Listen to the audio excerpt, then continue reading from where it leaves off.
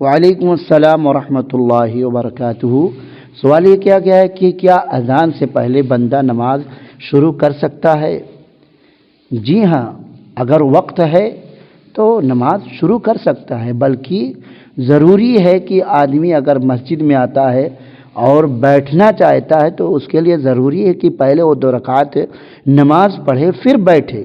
جیسا کہ نبی کریم صلی اللہ علیہ وسلم کا فرمان ہے، اذا دخل احدکم المسجد فلا يجلس حتى يصلي ركعتين، کہ جب تم میں سے کوئی آدمی مسجد میں داخل ہو تو مت بیٹھے یہاں تک کہ 2 رکعت نماز پڑھ لے۔ اسی کو تحیۃ المسجد کہتے ہیں۔ دن اور رات کے کسی بھی گھڑی میں مسجد میں اگر کوئی شخص آتا ہے اور بیٹھنا چاہتا ہے تو پہلے 2 رکعت پڑھے، یہ مسجد کے آداب میں سے ہے۔ اور ویسے بیٹھ جانا کہ ابھی اذان ہونے والی ہے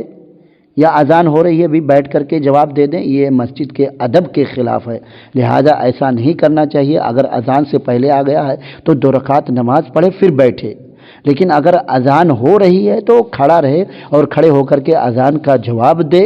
کیونکہ اس کی بڑی فضیلت ہے۔ اگر خلوص سے جواب دیں گے تو جنت میں داخل ہوں گے، اور اس کے بعد جو دعائیں پڑھی جاتی ہیں اس کو پڑھیں گے تو اس کی بڑی فضیلت ہے، نبی کی شفاعت حاصل ہوگی اور اللہ تعالیٰ کی رحمتیں ہوں گی، اور جو درود پڑھے گا اور ایسے ہی جو دعائیں پڑھے گا تو اس کے پچھلے گناہ معاف ہو جائیں گے۔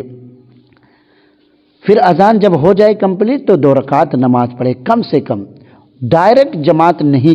کھڑی کرنی چاہیے، چاہے مغرب ہی کیوں نماز کیوں نہ ہو۔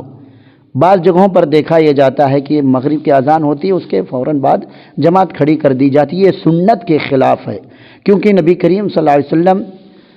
خود اور صحابہ جب مغرب کی اذان ہوتی تھی اس کے بعد سنت پڑھتے تھے، جیسا کہ انس بن مالک رضی اللہ عنہ کہتے ہیں کہ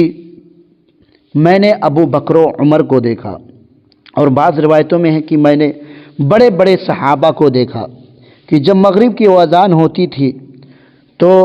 مسجد نبوی کے جو ستون ہیں، کھمبے ہیں، اس کی طرف لپکتے تھے تاکہ وہ 2 رکعت نماز پڑھیں۔ اور نبی کریم صلی اللہ علیہ وسلم نے خود کہا صلوا قبل المغرب، صلوا قبل المغرب، کہ مغرب سے پہلے نماز پڑھو۔ تیسری مرتبہ میں کہا کہ جس کا جی چاہے پڑھے،